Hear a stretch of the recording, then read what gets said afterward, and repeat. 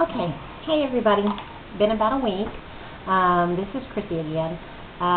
It's about 1:30 in the morning. I'm sorry, I kind of look gross. I just came in at 1:30 in the morning from dumpster diving through the trash cans out in the side yard to make sure that I did not accidentally make my husband a tuna fish sandwich out of cat food. My kitty cat food cans, my count was off. And I did make him a sandwich tonight before he went to work an overtime shift, and I was concerned that perhaps I'd get him a kitty cat fish food sandwich.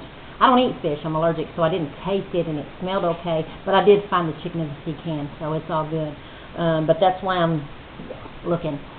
But mostly I was going to tell you guys about Larry Rayford's pig today. I thought about it today. I actually think about this every single day. This happened when we were in high school. Kids that were in FFA that didn't live out in the country, they kept their animals, their sheep or their pigs or whatever, out at the pens behind the Texas Baptist Children's Home. And we would go out there during our class time and kind of check on the animals, feed them, water them, whatever. And there was a time that Kathy Seaberger and I were doing shots for the pigs. She worked for Dr. Sunbeck, who's a veterinarian there, kind of at the beginning of the opening to Round Rock West. And so she kind of knew about shots and animals and stuff. I did not know about shots and animals and stuff, which is hilarious now because I'm a nurse and I probably give about 25 to 30 shots a day. I have a diabetic daughter. She takes a minimum of 4 shots a day. I can do it in my sleep. Draw it up, give it. You don't even feel it. I'm really good at it now. But at the time, I wasn't so good at it. Kathy was explaining on the drive over there how we were going to give these shots. You know, you take the syringe, you put the air in the syringe, you put the syringe in the bottle, you draw out your vaccination, and then you stick it in the pig's shoulder and plunger it down, and it's really quick and easy, and she said, you can do this. I wanted to do it. I was excited to do it. But we get there, and she's jumping into the pens doing other pigs their shots, and I picked this one pig because he was kind of quiet, and he looked kind of easy to hold. And so I her walk me through it, talk me through it, Kathy. She's a couple of pins away. She goes, needle in, air in the syringe, needle in, draw your fluid out. I'm doing exactly what she's saying. She said, stick it in his shoulder. Pigs don't have a definite break from their head to their neck to their body. They just look like a big tube with legs. We used to make fun of the girls from Liberty Hill and call them the no-neck swine because pigs really don't have a neck. They just sort of stops being their head somewhere, and then it's their body. So I'm straddled this pig. I have the syringe. It has my air is in there. My fluid is in there. My needle is on there. I'm straddled on this pig, and I've got him around the neck. And she said, just by his front leg.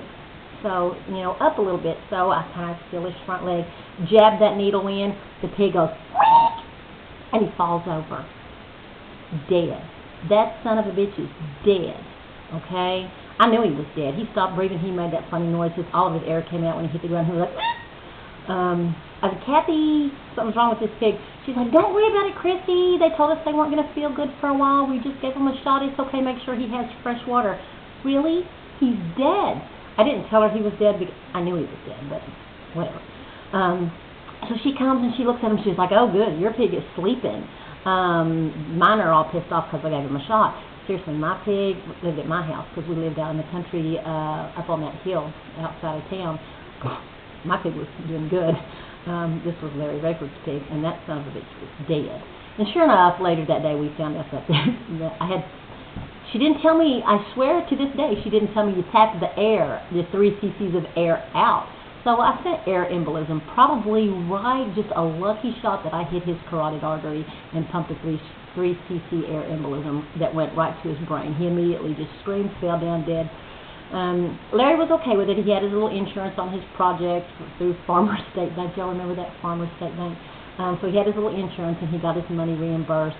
So he wasn't really mad at me, but they did call me pig killer for a long, long time. And now that I'm a nurse, I think about that every single day when I give a baby a shot. I'm holding them down. Pig killer, pig killer. I hear it.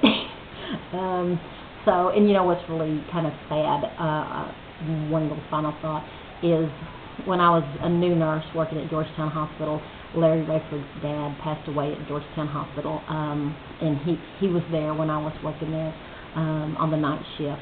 I was not involved in his care at all.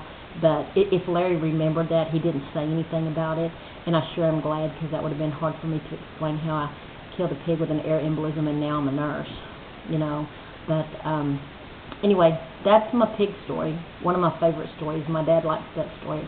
You know, every time I give my daughter a shot, he's like, oh, don't tap the air out, tap the air out.